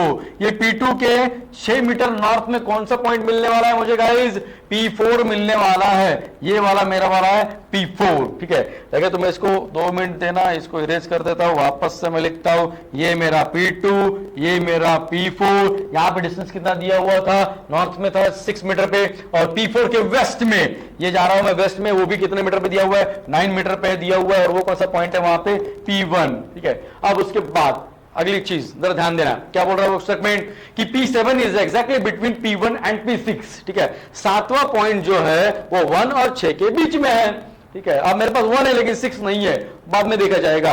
या फिर अपन जब पढ़ते पढ़ते जा रहे हैं तो मुझे यहां पे दिख रहा है कि P6 is 12 metre to the south of P1, मैं अभी भी ले सकता हूं। अब ये स्क्रीन बड़ी है इसलिए मेरा ध्यान इसके ऊपर गया हुआ है, लेकिन अपन पेपर में तो सीरियली पढ़ते पढ़ते जाएंगे ना, सो बेटर है कि आप वैसा करो, या फिर मैं डायरेक्टली पुट करना चाहूंगा, ध्यान हर जगह जाना चाहिए। लास्ट सेंटेंस तो पहला दिख गया मुझे, तो मैं अभी के लिए इसको यहां पे ऐसा पुट कर देता हूं कि ये हो गया मेरा 12 मीटर डिस्टेंस, ये कौन सा पॉइंट है मेरा वाला P6 है। और एक बात जरा ध्यान देना कि क्या क्या हो रहा है ना कि ये जो डिस्टेंस आपको दिया हुआ है ये थोड़ा नीचे में चाहिए, ठीक है, ये हल्का सा नीचे लेके रखो, ये 6 था तो P6 जो है वो थोड़ा नीचे होना चाहिए, याद रखना।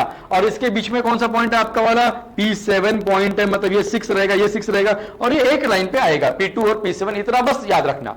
उसके बाद में क्या बोला हुआ था हमारा वाला कि नेक्स्ट पॉइंट दिया हुआ है P5 is in the east of P3, मुझे मेरे पास P3 नहीं है, and to the south of P2, मेरे पास P2 है, ये वाला कि P2 के साउथ में कौन दिया हुआ है, P5। अरे P2 के साउथ में जाना है, P5 यहां मिल रहा मुझे, लेकिन डिस्टेंस मुझे नहीं पता अभी तक के, बाद में देखते हैं इस सब चीजों के लिए। ओके, उसके बाद में बताओ क्या बोल रहा है वो वाला, नेक्स्ट पॉइंट क्या दिया हुआ है कि P5 ये हो गया। हाँ, अब ये P5 जो पॉइंट है ये ईस्ट में बोलते किसके हिसाब से, P3 के, ये पॉइंट किसी के तो भी ईस्ट में है, ये पॉइंट ईस्ट में दिया हुआ है। अब मुझे बताओ कि ये वाला P3 जो है, ये वाला P3 जो है इस लाइन में भी अपन ले सकते हैं इसको, वहां पे ये सारे के सारे जो 3 है वो उसके ईस्ट में वहां पे दिया हुआ P5, डिस्टेंस नहीं दिया, हम कुछ बता नहीं सकते कि वो कहां होगा कहां नहीं होगा, तो वो सब चीजें बाद में पता चलने वाली है। उसके बाद P3 is 5 metre to the south of P8, अब ये दोनों भी पॉइंट जो है वो P8 के साउथ में दिए हुए हैं, यहां पे भी हो सकता है P8, यहां पे हो सकता है, कहीं भी हो सकता है वो,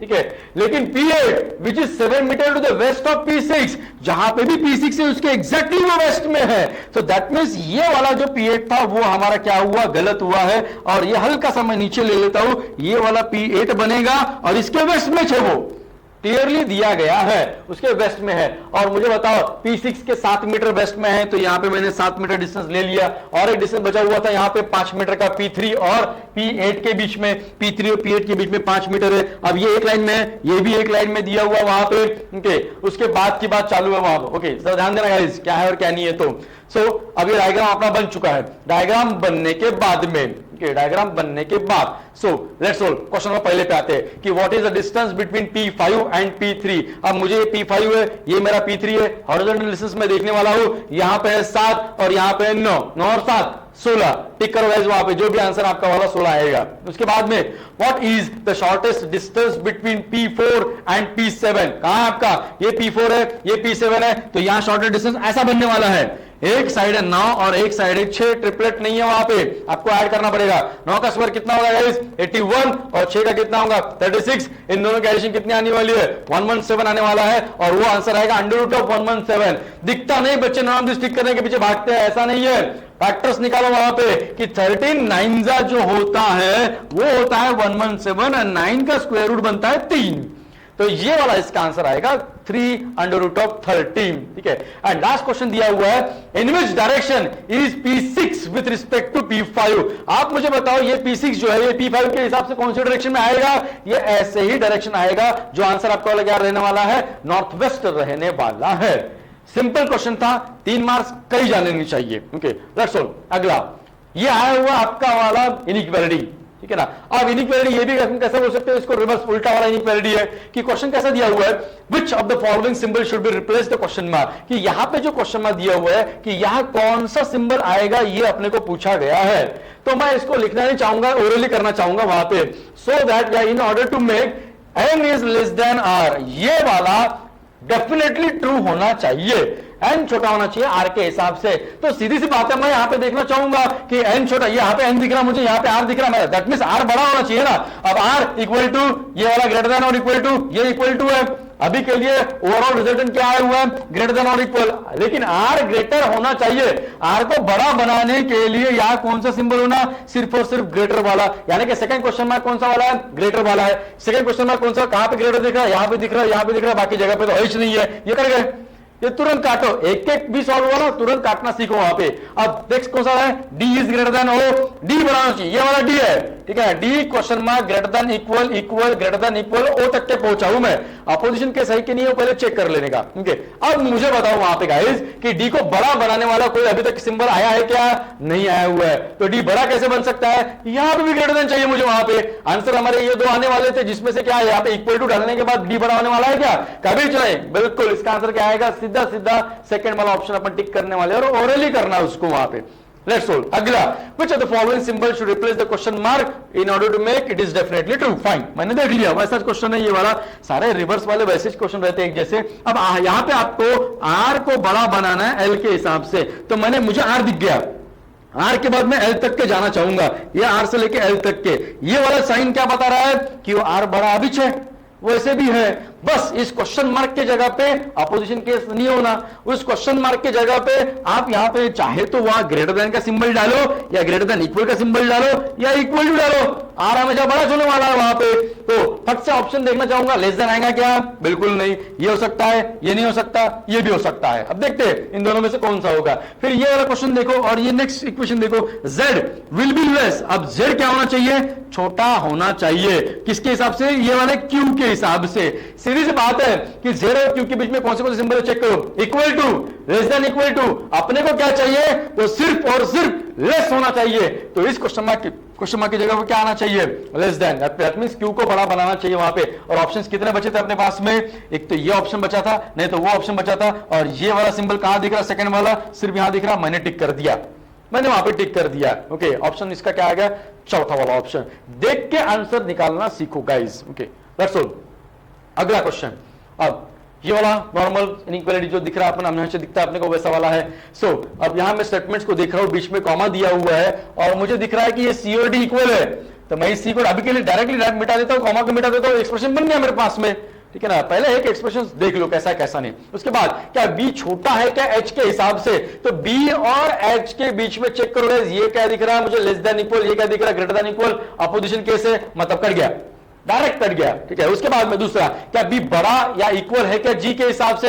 अरे वापस से ऐसे चाह रहे हैं ना, अपोजिशन केस है ना, तो ये तो कट जाएंगे ना वैसे का वैसा। लेकिन जब अपोजिशन केस दो वेरिएबल्स के बीच में होता है, ओके, सो सबसे पहला वाला यहाँ पे लेस दिखा रहा है, बाद में पहला वाला ग्रेटर देन और इक्वल दिखा रहा है, और h और g एक ही है। तो ये केस क्लियरली प्योरली कौन सा वाला आता है? इधर और वाला केस होता है। मैं ऑप्शन देखना चाहूंगा, इधर टिक करके सामने जाना चाहूंगा, ओरली। ठीक है ना, ओरली। उसके बाद ये वाला देखो गाइस, बड़ा स्टेटमेंट दिख रहा है मुझे, जो जितना बड़ा दिखता है ना वो उतना हार्ड नहीं रहता है। ठीक है ना, बस चीजों को टैकल करना सीखो कि इसको कैसे टैकल करते हैं। क्या f बड़ा या इक्वल है क्या e के हिसाब से, या ऐसे देखने का उसको? अगर आपको ऐसा नहीं समझता, पढ़ो उसको वहां पे, f इज लेस देन, जैसे लेस बोला ये कट गया, और कट गया ना सीधा सीधा वहां पे, इतना क्या सोचने का उसको। लेट्स अगला, क्योंकि मैं ऐसा पढ़ने वाला था। ठीक है, लेट्स अगला, a is greater then d। क्या a और ये d, ये देखो सारे सिंबल दिख रहे हैं आपको बीच के, और ये बीच वाला शॉर्ट सिंबल बता रहा है कि a वाला ग्रेटर है किसके हिसाब से? d के हिसाब से। मैं टिक कर दूंगा ओनली टू फॉलोज, ये वाला ऑप्शन अपना। सीधे सीधे एक एक क्वेश्चन को जल्दी जल्दी करो गाइस, आपके पास इतना टाइम नहीं है, आरआरबी का पेपर आप दे रहे हो। That's all. अगला क्वेश्चन मुझे दिख रहा है यहाँ पे, स्लोजम का क्वेश्चन दिख रहा है। तो आप इसको कैसे टैकल करते हो? आप डायग्राम बनाते हो। ठीक है, चलिए डायग्राम बनाते हैं आपके लिए। सब मैनेजर्स आर पीओ। अब यहाँ पे सब लोग ऐसे मैनेजर बनाएंगे, और ये सब मैनेजर्स आर पीओ मैंने बना दिया। और मैनेजर आर जीएम, सारे के सारे मैनेजर जो है वो कहां जाने वाले हैं? बोलते जीएम के अंदर दिखने चाहिए, वहां पे चलता है। And only few PO are clerk, कुछ ही पीओ। तो कुछ लोग कैसे करते हैं इसको, ऐसा करते हैं, या कुछ लोग ऐसा मार्क करके बताते हैं, only few PO are clerk, ये ऐसा वाला कुछ दिखाते हैं आप लोग। जैसी जैसी जिसकी मेथड रहती है वो लगाओ, आंसर सबका एक ही आने वाला है। अब सबसे पहला वाला क्या दिख रहा है? सम पीओ आर जीएम, कुछ पीओ और जीएम वहां पे दिख रहे हैं क्या? बिल्कुल दिख रहा है, डेफिनेटली दिख रहा है वहां पे। उसके बाद में ऑल मैनेजर्स, ठीक है ना, मुझे बताओ क्या पूरे के पूरे ये जो मैनेजर्स है, ठीक है ना, कैन बी क्लर्क, क्या पूरे मैनेजर्स इस क्लर्क के अंदर जा सकते हैं क्या? ठीक है ना, पूरे मैनेजर बिल्कुल जा सकते हैं, क्योंकि मैनेजर को रोकने वाला वहां पे कोई भी नहीं है। उसके बाद नेक्स्ट वाला देखो क्या है, तो सम जीएम आर क्लर्क, क्या कुछ जीएम जो है वो क्लर्क है क्या? नहीं है, सीधा सीधा दिख रहा है अपने को डायग्राम। डायग्राम में देखो, खत्म करो, पॉजिटिव सेगमेंट है वो वाला। तो इसका आंसर क्या आएगा? Only 1 and 2 follow. Next question यहां पे, और मग्स आर जार, कि सारे के सारे मग जो है वो किसके अंदर आने वाले हैं? जार के अंदर आने वाले हैं। सम जार्स आर जग्स, ठीक है ना, कुछ जार जो है वो क्या आने वाले हैं? जग आने वाले हैं। And no mug are spoon, अच्छा यहां पे रिलेशन दिया हुआ है कि नो मग आर स्पून बोला गया है क्लियरली, ठीक है ना, कि एक भी मग जो है वो स्पून नहीं होना चाहिए। अब पहला कंक्लूजन क्या बोल रहा है? सम जग्स आर नॉट स्पून। आप इसको कैसे करते हो? डिस्प्रूविंग से करते हैं, ठीक है। यहां पे क्या करते हैं आप? पूरे के पूरे जग जो है, पूरे के पूरे जग जो है ये इतने सारे के सारे ये स्पून बन सकते हैं क्या? इसको रोकने वाला कोई भी नहीं है, रिस्ट्रिक्शन नहीं है, कंक्लूजन सीधा गलत हो गया, डायरेक्ट सोचने का वहां पे। Next, no jug are spoon, ठीक है ना। यहां देखो, अब यही पार्ट सम नॉट वाला गलत है, तो नो वाला भी कैसे कैसे रह सकता है? ये भी गलत, सीधा सीधा देख के वहां पे टिक करो गाइस। उसके बाद में क्या बोल रहा है कि ऑल जग आर स्पून, आपको दिख रहा है क्या ऑल जग स्पून है करके? वहां पे नहीं है, टिक करो वहां पे। पॉजिटिव स्टेटमेंट है, डायग्राम देख के आंसर निकालना, निगेटिव के लिए अपने को सिर्फ सोचना पड़ता है। अब आखिरी में जब मैं वहां पे ऑप्शन देख रहा हूं तो नन फॉलोज वाला ऑप्शन मुझे अभी तक दिखा नहीं है। दिस वाला दिखा हुआ है, बट मैं यहां देखना चाहूंगा ये क्या है, जग स्पून, सम नॉट ऑल, क्या कहते हैं गाइस इसको कहते हैं कि 1 और 3 फॉलोज, कि 1 और 3 जो है वो कौन सा पेयर है, वो इधर और वाला पेयर होता है।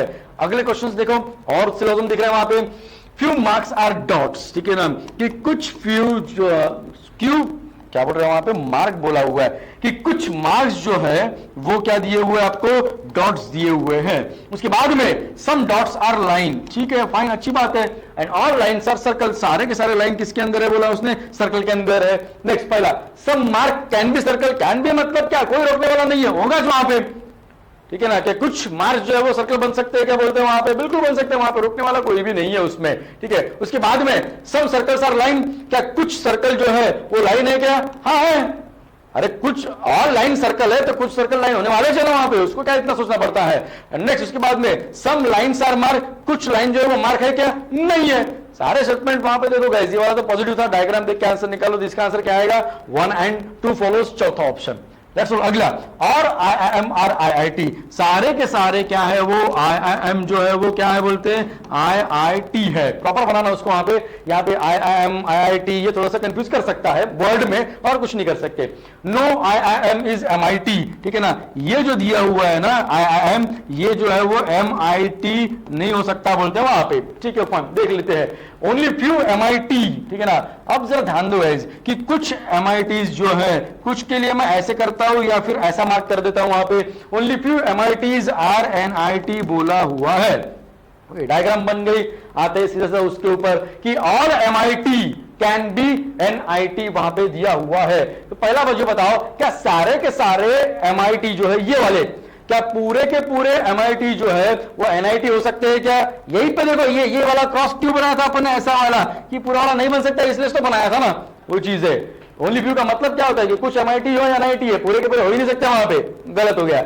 उसके बाद में सम IIT आर नॉट MIT, जरा बताओ मुझे क्या है, तो क्या सम IIT जो है कि ना, याद देखो ये है आपका वाला IIT और MIT कहाँ है, ये वाला। सम नॉट को क्या करते हैं आप लोग, ऑल वाला करके देखते हैं आप उसको डिस्प्रोइंग के लिए कि ऑल IIT जो है वो MIT के अंदर जा सकता है क्या, नहीं जा सकता है, नहीं जा सकता, मतलब कि वहां पर रिस्ट्रिक्शन है, तो कंक्लूजन क्या हो जाएगा, वो सही हो जाएगा। उसके बाद में all NIT can be IIM, क्या पूरा का पूरा NIT जो है, देखो NIT कहाँ है, यहां पे दिया हुआ NIT, वो क्या IIM बन सकता है क्या, बताओ। इसको इसमें जाना माना है और इसका थोड़ा सा पढ़ यहाँ पे है, तो पूरा का पूरा वो बन नहीं सकता है। इसका आंसर क्या आने वाला है, अरे इसका आंसर आने वाला है ओनली 2 फॉलोज, ठीक है। उसके बाद में देखो क्या क्वेश्चन दिख रहा है आपने को वहां पे, 8 पर्सन्स A1 से लेके A8 दिए हुए, सिटिंग अरेंजमेंट का क्वेश्चन आया हुआ है, सर्कुलर सिटिंग अरेंजमेंट दिया हुआ है, क्या बोल रहा है वो, sitting around circular table and each of them faces toward the centre, very good, बहुत अच्छी बात है।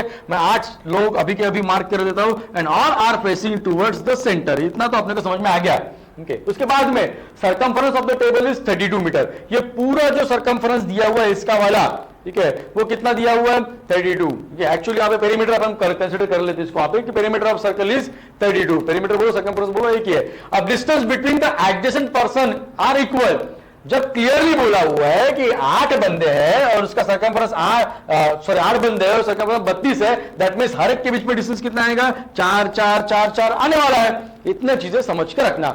अगली बात, next, A2 sits 12 metre away from A1, क्या बोला उसने वहां पे कि A2 जो है वो 12 मीटर अवे रहेगा बोलते A1 में। अब यहां ब्रैकेट में जो दिख रहा ना, इसके ऊपर तो ज्यादा ध्यान देना पड़ेगा, फ्रॉम इधर side, from both side, from इधर साइड, इसको चीजों को अच्छे से समझना, ओके।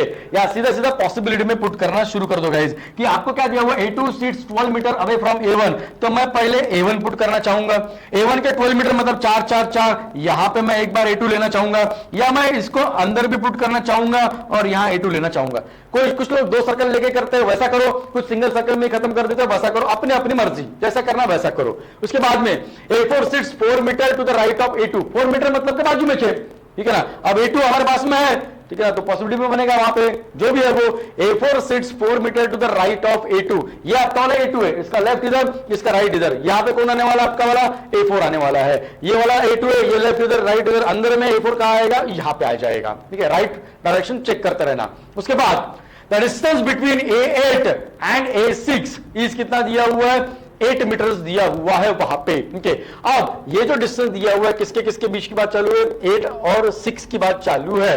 मुझे बताओ 6 अभी तक मेरे पास में है क्या, नहीं है, लेकिन मुझे ये अगला स्टेटमेंट जो दिख रहा है ना, ठीक है ना, ये वाला, ये मुझे पहले पुट करने को मतलब पहले इसको देखने के लिए मुझे बोल रहा है, क्योंकि यहां से A6 मिल रहा है, A6 मिल गया तो A8 भी मिल जाएगा मुझे। तो पहले ये चीज सुनो, यहां पे ब्रैकेट में अभी देखा था अपन ने बोथ साइड था, और distance between A2 and A6, A2 हमारे पास में है, ये देखो यहां एक A2 है और यहां एक A2 है, और उनके बीच का एटलीस्ट का डिस्टेंस कितना है, 16। जब डिस्टेंस 16 है, 32 का आधा, मतलब वो अपोजिट पॉइंट्स रहते हैं, और इधर साइड जब बोथ साइड, वहां पे बोथ साइड ही देना चाहिए वहां पे, दोनों साइड से, दैट मींस वो अपोजिट है। अगर मैं A2 को यहां लेता हूं तो A6 का आ रहा है मेरा यहां पे, अगर A2 को अंदर वाले A2 पे देखो और ये अंदर वाला A6 इसके सामने में यहां पे आएगा। और अब मैं पहला स्टेटमेंट देखना चाहूंगा कि distance between A8 and A6 is 8 metre. अगर मेरा A6 यहां है, ठीक है, तो मेरा A8 कहां पे आएगा, यहां आएगा। अगर मेरा A6 यहां है तो मेरा A8 कहां पे आएगा, यहां पे आने वाला है। और एक स्टेटमेंट मुझे सामने में दिख गया कि A8 doesn't seat adjacent to A1, मतलब A1 के बाजू में A8 नहीं है, तो बचा कौन सा वहां पे, यही एक पॉइंट बचा है इसके लिए। अब मैं यहां चेक करता हूं, मेरा A6 कहां है, यहां पे है, और A6 के हिसाब से जो है, ये डायग्राम के हिसाब से क्या बोल रहा है कि A8 जो है वो यहां आएगा, या फिर A8 कहां आएगा, यहां पे आने वाला है, दो में से एक जगह पे वो पुट होने वाला है।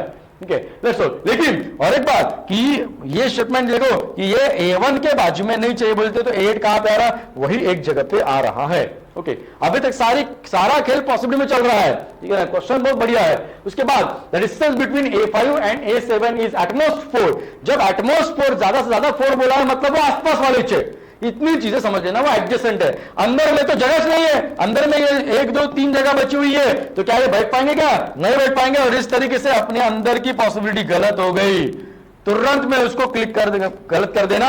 अब मुझे बताओ एडजेसेंट बाहर वाले में यहीं पे बचा हुआ है, लेकिन मुझे बताओ अभी भी क्लियर पता नहीं कि A5 कहां है, A7 कहां है, A7 कहां आएगा और A5 कहां आएगा, वो बता नहीं सकते, क्योंकि कोई किसी का लेफ्ट या राइट में ऐसा दिया हुआ नहीं है, इधर साइड में वो कहीं भी हो सकता है। और बचा हुआ था शायद से A3 बचा हुआ था, पुट हो गया, और एक बार डायग्राम पुट हो गई, आंसर टिक करना कोई बड़ी बात नहीं आपके लिए, आप आराम से कर लेते हैं वहां पे। सबसे पहला क्वेश्चन क्या बोल रहा है, who sits 28 metre away from A3। आपका वाला ये वाला नहीं, अभी वाला फाइनल वाला A3 है, व्हेन टेकन फ्रॉम राइट। अब मुझे राइट में जाना है, ये इसका क्या हो गया लेफ्ट, और ये क्या हो गया इसका राइट, तो राइट में है ऑब्वियसली 28 मीटर बोला हुआ है, 7 4 जा, मतलब इसके बाद में सातवां पोजीशन कौन सा आएगा, 8वां आएगा, टिक कर दिया वहां पे।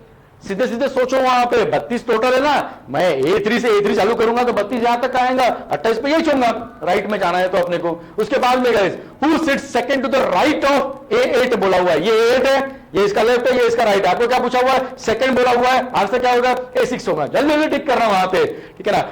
A7 के इमीडिएट राइट में कौन बैठा हुआ बोलते हैं वहां पे, अरे मेरे पास A7 ही नहीं है एग्जैक्टली, तो मैं कैसे बता पाऊंगा, सीधा सीधा आंसर क्या आएगा, CND आने वाला है। गलती से भी A5 A7 ऐसे वहां पे एग्जैक्टली मत ले लेना, गलत हो जाएगा वहां पे। Find the odd pair out. अब ऑड मैन आउट निकालते हैं अपन वहां पे, तो कैसे निकालते हैं, पहला ऑप्शन और दूसरे ऑप्शन के ऊपर देखते हैं, और क्लॉकवाइज एंटी क्लॉकवाइज डिस्टेंस क्या है क्या नहीं, तो उसके ऊपर बेस निकालते हैं।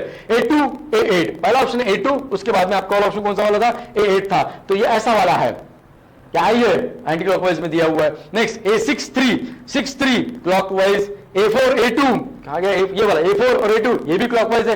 अब ये दो ऑप्शन क्लॉकवाइज दिख गए, वो वाला एंटी क्लॉकवाइज दिख गया वहां पे, तो मैंने सीधा डिस्टेंस टिक कर दिया उसको, ठीक है। उसमें भी वो दोनों पास पास वाले ऑप्शन थे और वो वाला डिफरेंट वाला था, तो वो भी वहां पे डिस्टेंस भी और मैन आउट बन चुका है। एंड लास्ट वाला क्या दिख रहा है वहां पे, who sits third to the right of A2। सीधी सी बात है, ये अपना वाला A2 है, और इसके थर्ड राइट में कौन आ रहा है वहां पे, A3, लास्ट वाला पॉइंट जो भी था हमारा वाला आ गया। आंसर टिक करना कोई बड़ी बात नहीं है, बस आपका डायग्राम प्रॉपर्ली बनना चाहिए। नेक्स्ट क्वेश्चन गाइस, क्या बोल रहा है, ठीक है ना, if it is possible to make a meaningful English word, पूरा इंग्लिश का खेल है इसमें, वो क्या जिसका स्ट्रांग है वही कर पाएगा वहां पे, कि कौन से बोले हुए, second third fourth fifth. Second वाला कौन सा है, कि सेकंड वाला है A, थर्ड फोर्थ फिफ्थ, ये ऐसे वाले दिए हुए, इससे कोई एक मीनिंगफुल इंग्लिश वर्ड बनता है क्या बताओ बोलते हैं, और इसका टिक करो बोलते हैं, ठीक है। अगर इससे ज्यादा बनते हैं तो ज्यादा उसका आंसर क्या टिक करो बोलते हैं, M टिक करो बोलते हैं। तो सोचो इसके ऊपर कितना बनने वाले हैं। मैं जब इसको ही देखता हूं LEAD लीड, ये पहला वाला वर्ड बन गया मेरा वाला, और दूसरा वाला मैं इसको उल्टा देख रहा था, ऐसे देख रहा था, कॉन्सोनेंट्स को मैं चेंज किया, DEA डील बन गया, दो वर्ड बन गया वहां पे। और वोकैब के बारे में याद रखना गाइस कि आपका स्ट्रांग होना चाहिए। वैसे भी 2 बन गया, आप एम टिक कर दो, सामने निकल जाओ, ठीक है। हालांकि इससे और एक डेल वर्ड ये भी बनेगा, वहां पे तीसरा वाला वर्ड बन जाएगा, वहां पे वोकैब स्ट्रांग होना और कोई चारा नहीं है उसके अलावा। तो हम एम टिक करके सामने निकल जाएंगे। और जरूरी नहीं कि 3-3 वर्ड बनाना है, 4 वर्ड बनाने का, आप 2 वर्ड बनाओ, एम टिक करो, सामने निकलो। आप अपना टाइम बचाने के पीछे सोचो, ठीक है। Let's solve. अगला क्वेश्चन क्या बोलता है, if 1 is subtracted from all the odd digits of the number this then how many pair. Question how many pair वाला है, क्वेश्चन बड़ा हो गया है, जानबूझ के ऐसा क्वेश्चन दिया गया है कि आपका टाइम पास हो तो करना पड़ेगा, उसके बाद चारा नहीं है। सारे के सारे ऑड नंबर में से आपको क्या करना बोलते हैं, पहले तो -1 करना है, कर लो वहां पे कि 7 - 1 6 3 - 2, ठीक है। 6 तो वैसे का वैसा रहेगा, आपको ऑड नंबर में से -1 करना है। 5 की जगह पे आएगा 4, 2 की जगह 2, 8 6 वैसा का वैसा, बाकी सारे इवन थे। Next, how many pair of digits are there in the new number which has as many digits in between them as in number series and only in forward direction। ये ब्रैकेट का जो instruction है बहुत काम का है, ठीक है ना। बच्चे हाउ मेनी पेयर देख के शुरू करते सॉल्व करना, उसको फॉरवर्ड में रिवर्स में, अरे पढ़ो इंस्ट्रक्शंस वहां पे, उसके अलावा चारा नहीं है। सिर्फ और सिर्फ फॉरवर्ड में पूछा हुआ है तो फॉरवर्ड में नंबर अपने को काउंट करना पड़ेगा, ठीक है। और वो भी नंबर सीरीज के हिसाब से 6 7 8 9 कैसे करते हैं अपन इसको, ऐसा ही करते हैं वहां पे। फिर 2 3 4 जो अपन बोलते हैं वो पेयर मिलती है क्या, वो चेक करने का। 2 3 4 5 6 7 नहीं मिला, 6 7 8 9 9 के बाद कुछ लेने का नहीं, वहां पे 0 नहीं रहता है ना 1 रहेगा। 4 5 अब 2 के साथ आगे पेयर नहीं मिला तो 4 के साथ कहां मिलने वाला है। 2 3 4 8 9 खत्म क्वेश्चन, एक ही मिला, 1 टिक कर दिया। जितना जल्दी हो सके उतना आपको काउंट करना पड़ेगा, उसके अलावा चारा नहीं है। सारी चीजें मैंने आपको पढ़ाते हुए बताया हुआ है। अब लेट्स सॉल्व। तो इस क्वेश्चन को कैसे पूछ सकते हैं, ये वाला है आपका वाला चाइनीज कोडिंग, ठीक है। मैंने बोला था ये क्वेश्चन को छोड़ना नहीं, सिंपल रहता है। और अभी राइट नंबर पर 2 ही क्वेश्चन है तो क्वेश्चन भी थोड़ा छोटा आया हुआ है, ओरली खत्म करने की कोशिश करो। पहले क्वेश्चन को देख लो, फिर 2 क्वेश्चन है, सिंपल वाला है, पहले क्वेश्चन को देख लो। मुझे बताओ, मुझे निकालना है ट्रेजर का कोड, और ट्रेजर मुझे दोनों लाइन में क्लियरली दिख रहा है कि नॉट, वहां पे है ही नहीं वो, तो कॉमन निकलने की गुंजाइश नहीं है, ट्रेजर निकलेगा कॉमन। तो ट्रेजर को अलावा दूसरे जो चीज है वो तो कॉमन निकालो वहां पे, कि जैसे कि यहाँ पे मुझे दिख रहा है स्टोर में, पहले इसको यहाँ पे कट कर दिया, कट करो या ओरली देखो वहां पे, इन दोनों लाइन में कुछ ना कुछ कॉमन, यहाँ नीचे में दिख रहा है तो बहुत बड़े क्वेश्चन है, ठीक है ना। वो उसका कोड बन गया वहां पे। उसके बाद में मुझे बताओ गाइस कि ये लाइट कहां दिख रहा है आपको, ये यहाँ लाइट दिखा, यहाँ लाइट दिखा, और इन दोनों में ये दिख गया, ये दिख गया, बचा हुआ कौन सा ट्रेजर के लिए, STU, मैं टिक कर दिया। बस ऐसे करना है वहां पे, और जल्दी जल्दी करो वहां पे, टाइम बचाओ अपना वहां पे, ताकि अपने को ज्यादा अटेम्प्ट्स होने चाहिए। 51.75 का कट ऑफ है, हमें उतने मार्क नहीं लेने, जितने ले सकते हो उतने लो, आउट ऑफ आउट लेने की कोशिश करो, which is definitely the code for Hunt. आपको हंट का कोड निकालना था वहां पे, यहाँ पे कहां बचा हुआ हंट। अब हंट वहां पे और जगह कहीं कॉमन नहीं है, लेकिन मुझे यहाँ पे पहले और तीसरे में वीक कॉमन दिख गया, वो कॉमन को कट करने के पीछे मत भागो, एलिमेंट टिक कर दो, हो गया। हमें लेना देना किससे है, हंट से लेना देना है ना, या कॉमन को कट करना, या फिर अपने को दिखाना है किसी को वहां पे कि मैंने ऐसे ऐसे सॉल्व किया करके, वहां पे नहीं, बचा हुआ एलिमेंट जो 5वां ऑप्शन दिख गया वहां पे। जहां ध्यान मेरा जनरली पहले ऑप्शन पे नहीं आता, 5वें से लेके जाता हूं मैं, ऐसे ऑप्शन को देखते रहता हूं वहां पे। तो इस तरीके से हमारे बाकी के बचे हुए 21 क्वेश्चंस थे, ठीक है। और सारे के सारे क्वेश्चन जो बोला जाएगा, कुछ क्वेश्चन आप उसको हार्ड समझते हो, जो अपने को नहीं जमता वो हार्ड नहीं रहता है। क्वेश्चन का पेपर जो लेवल था वो इजी टू मॉडरेट था, और आप आराम से मार्क्स ले सकते हो, ये बात याद रखना गाइस, ओके।